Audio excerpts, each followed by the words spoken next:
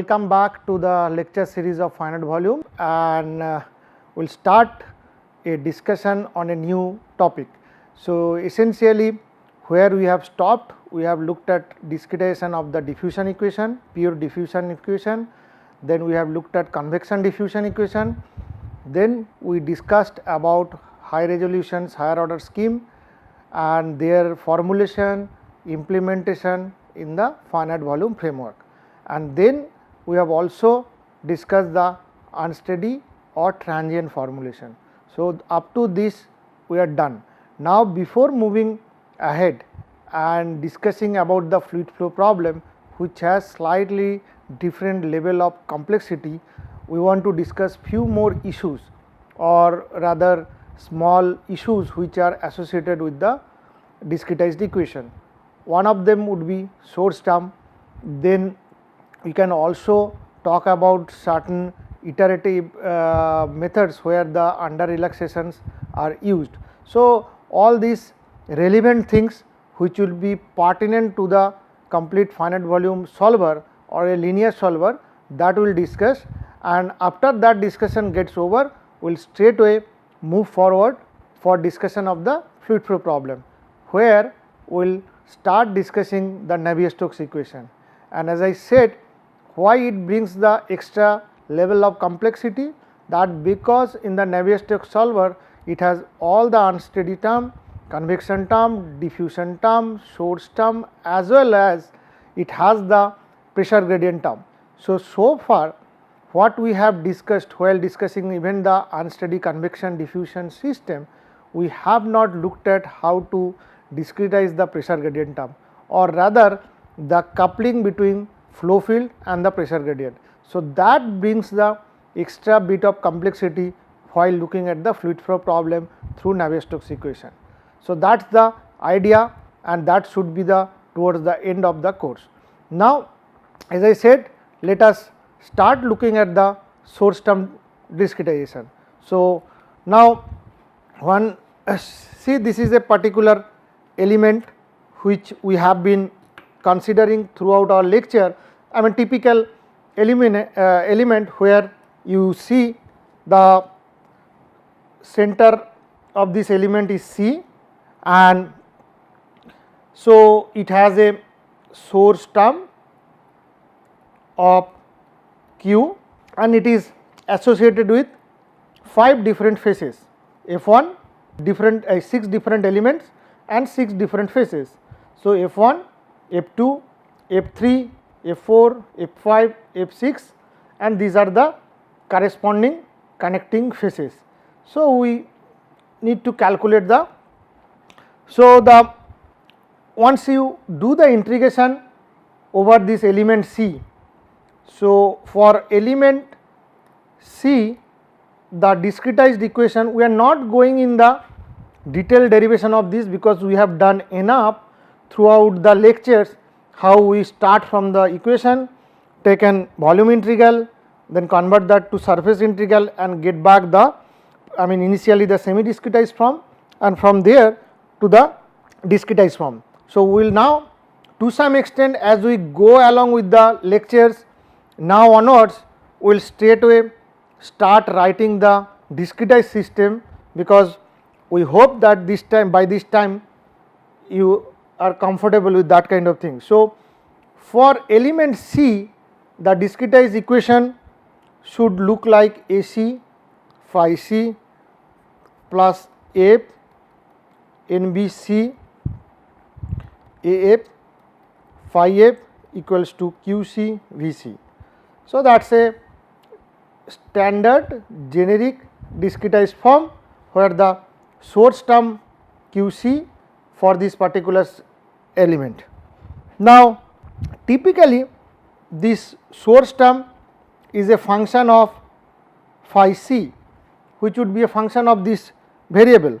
So, if it is a function of that kind of, then it can be explicitly calculated based on the available information of this phi value at the cell center, but which in an iterative process could be a representation from the previous iteration. Though we can calculate it explicitly, but the information will come from the previous iteration.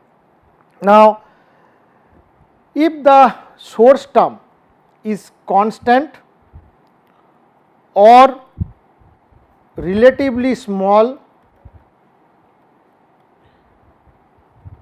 then the variation of QC is large in comparison with other terms in the equation, the rate of convergence can be negatively affected.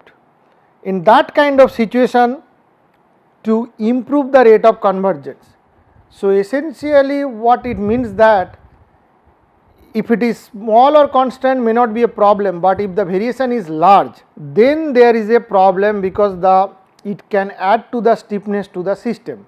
So, the convergence rate of the iterative solver may not be a big issue, but large variation, this can lead to slower convergence rate, and that could be a big hit in the iterative process. So, what one can do that time to reduce the stiffness of the system, one can use some sort of an Taylor series kind of expression, linearize the system. So, for example, let us say if one writing Q phi c, you can write Q phi c star plus del Q by del phi c star into phi c minus phi c star, which is taking only the first term, not considering any other higher order term. So, this one can write Q by del phi c star into phi c plus Q phi c star minus del Q by del phi c star phi c star. So, this is the implicit part, and this guy could be explicit part,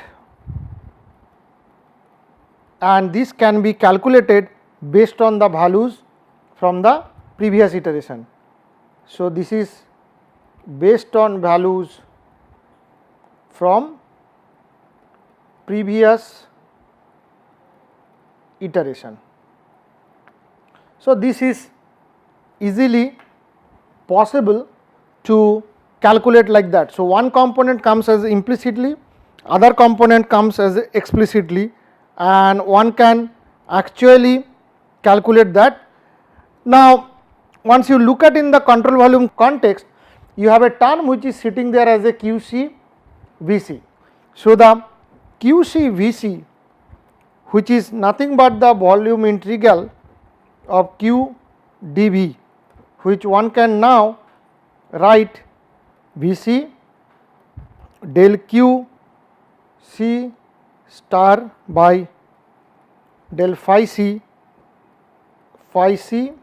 into dV plus second component Vc QC star minus del QC star by del phi c star dV. So, using this we get the integration done, and once you do the integration, it will like QC Vc equals to del QC star divided by del phi c Vc phi c plus QC star minus del QC star by del phi c star Vc.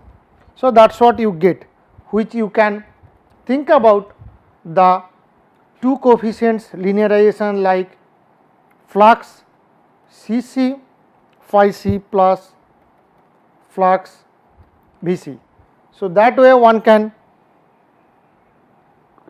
think about that.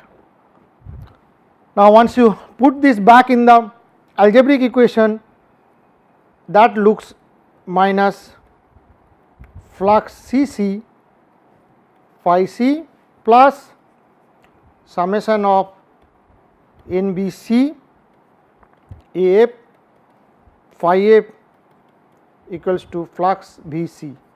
So, that is what it get you back. So, you take now in this particular formulation the implicit part of that flux Cc which is here, this required to be negative to guarantee the diagonal dominance. From here one can see, to have diagonal dominance of the iterative solver, this guy has to be negative, or else the stability Scarborough criteria may not be fulfilled, which can lead to the divergence of the iterative solver. So, this is a restriction that to have diagonal dominance, this flux Cc must be less than 0, otherwise there would lead to a problem. Now, top of that, when the value of phi is positive definite, the explicit part which is here flux Vc must be positive to ensure the positive prediction of phi. So, these are some information which one can think about. Now, the other thing that when you talk about these iterative solvers, so essentially here we are only talking about the performance of the iterative solver. So, that essentially the important quantity is the performance of that solver. Now, performance has to do with two conditions, I mean all sort of convergence, stability, all this would come under that, but essentially what is important is that when you talk about the iterative solver, as we have seen in details, there some sort of a under relaxation is very much necessary.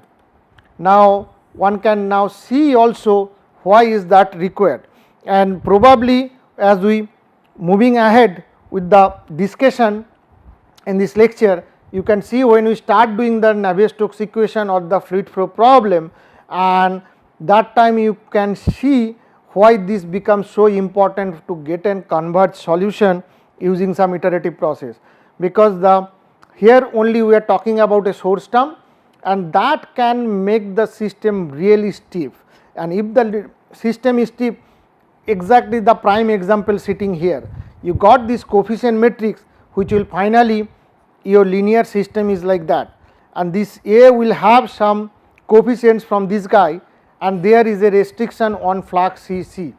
So, that has to have certain properties. If they do not satisfy, but this is a implicit part which actually comes from the linearization calculation of the source term, and which uses the values which are available in the nodes or the elements. So, this is not having something that user has too much of control.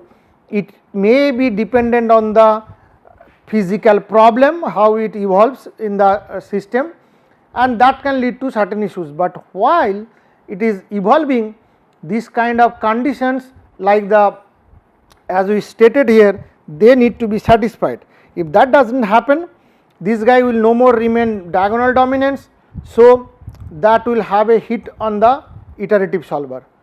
Now, so one more thing also people do, that is or heavily used in often in the CFD codes or the rather the codes which are dependent on finite volume approach, and along with the iterative solvers, they use it under relaxation. And so, what it effectively does, it reduces the stiffness of the system, and the solution slowly convergence towards the actual solution. So, that is why it becomes very important.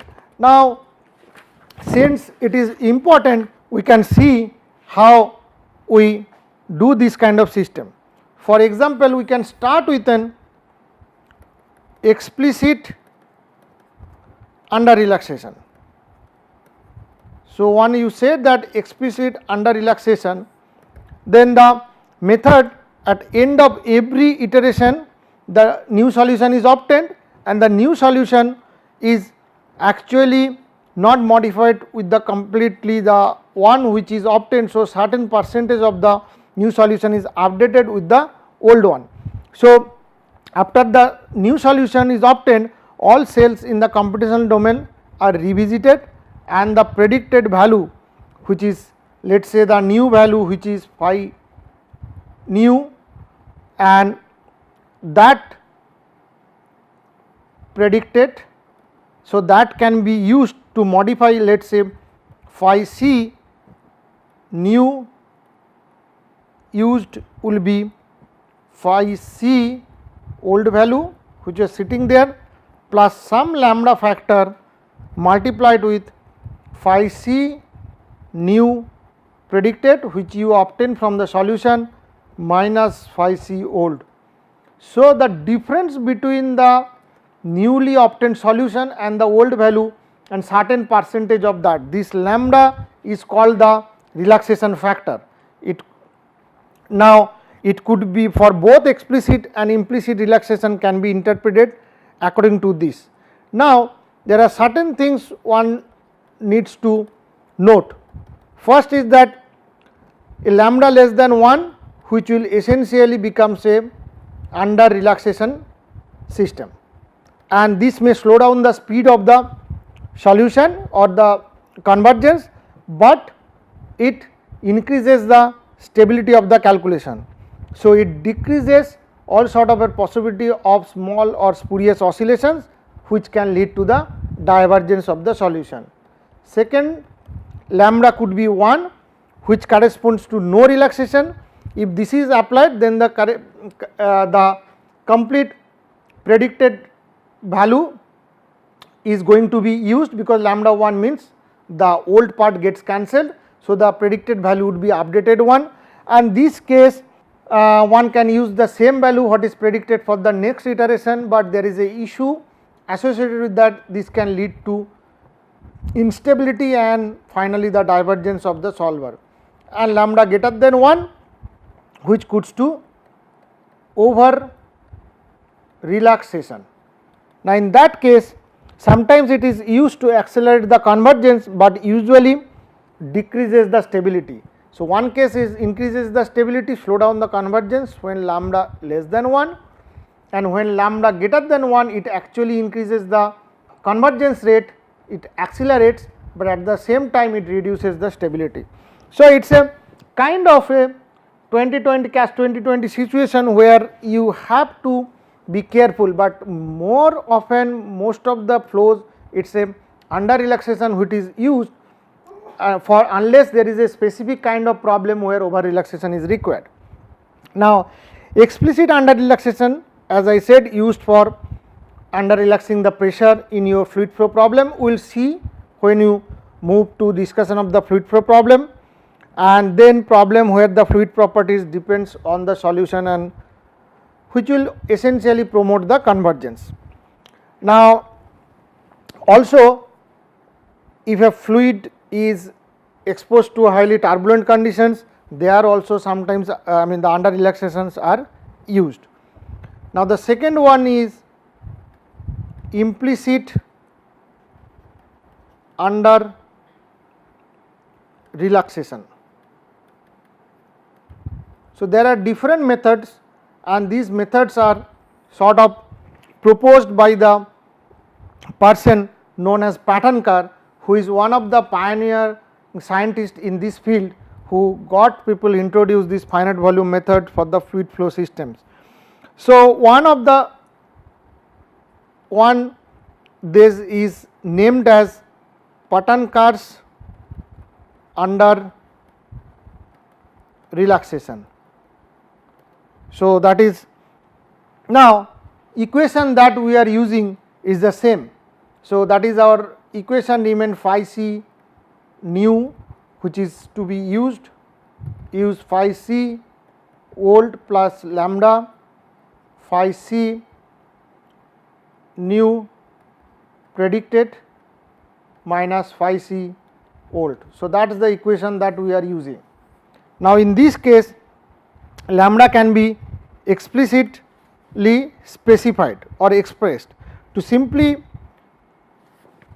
use the notation in Pattern-Kurt's under relaxation, this particular equation gets modified like phi c equals to phi c star plus lambda phi c new iteration minus phi c star.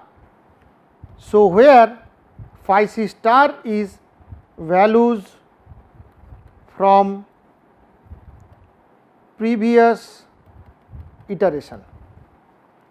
Now, phi c iteration in this particular expression is replaced by an equivalent expression which looks like then phi c equals to phi c star plus lambda, which will look like minus summation f in B c A f phi f plus B c by A c minus phi c star.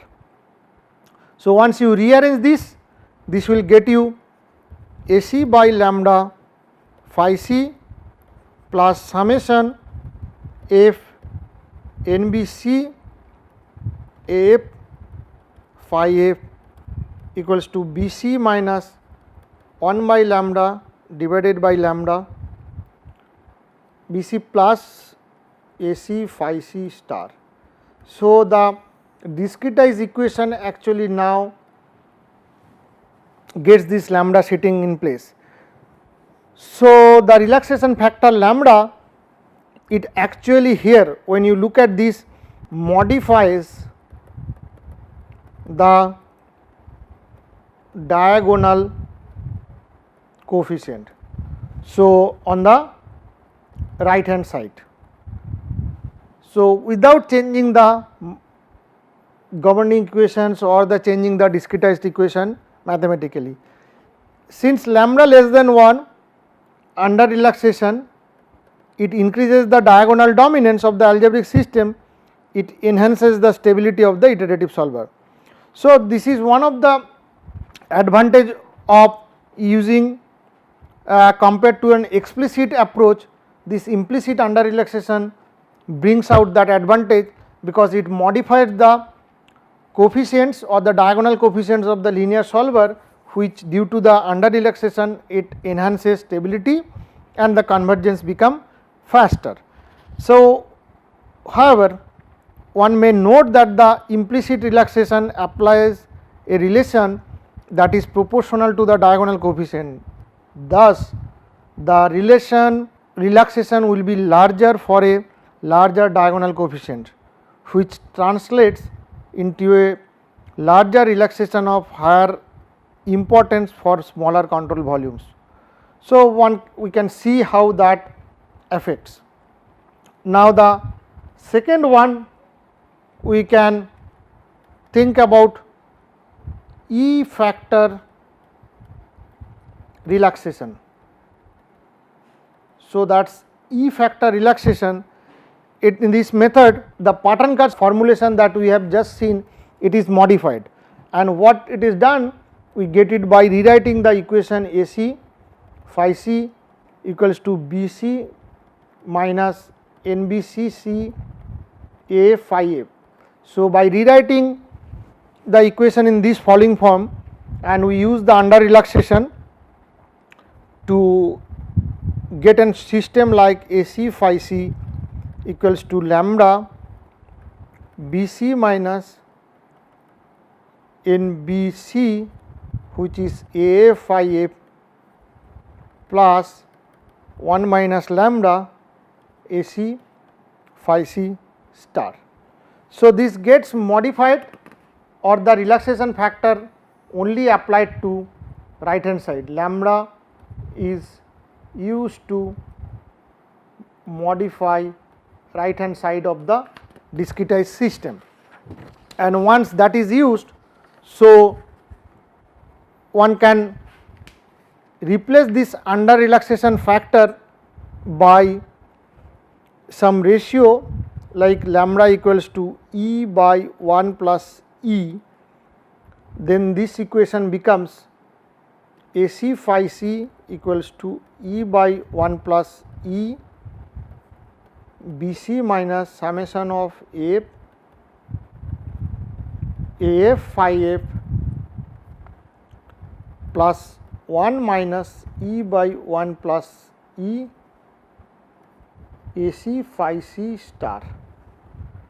So, you rearrange this and you will get AC 1 plus 1 by E phi C plus summation of F AF phi F BC plus 1 by E AC phi C star. So, that is what you get after doing the modification. And now, this formulation, the under relaxation effect, can be readily interpreted in terms of some artificial transient time scale which can advance phi C at each solver iteration. Now, if your time step is delta t, then characteristics time interval delta t star can be obtained, which will be related as E delta t star equals to delta t. So, the delta t star is rho c V c by AC. Now, in this particular expression where you characteristics delta t star is calculated, uses the volume of the cell center. So, this uses the time required to diffuse and convect a scalar phi c across the element. So, one can think about this E factor is equivalent to some sort of an CFL criteria or number, CFL equivalent to some sort of an CFL number. So, that one may think of in that fashion. So, now from here you can see what is happening, that time step advancement of this E factor relaxation is dependent on the cell volume, and with the solution in smaller element can advance slowly than in a coarser element. So, this could be a detrimental to the convergence, because if your cell size, if Vc is small, then the rate of convergence also goes down. So, that is the problem. So, this is very common to use highly stretched elements with small volumes near boundary, thus forcing a critical region in the computational domain to advance a very small time step compared to the remainder of the domain. So, the straightway this applicability is that where you have a small cells and highly skewed close to the boundary, you can use this to improve the convergence. So, this is also a characteristics of the Pattankar relaxation method. Now, between E and lambda, the relation between E and lambda that we have obtained is that the E is 1 by 1 minus lambda, which essentially gives lambda equals to. So, typically this range of E is between 4 to 10. So, corresponding lambda would be somewhere 0.72 or 0.75 to 0.9. So, that is a typical values what one can use. So, we will stop here today and we will take from here in the follow up lectures. Thank you.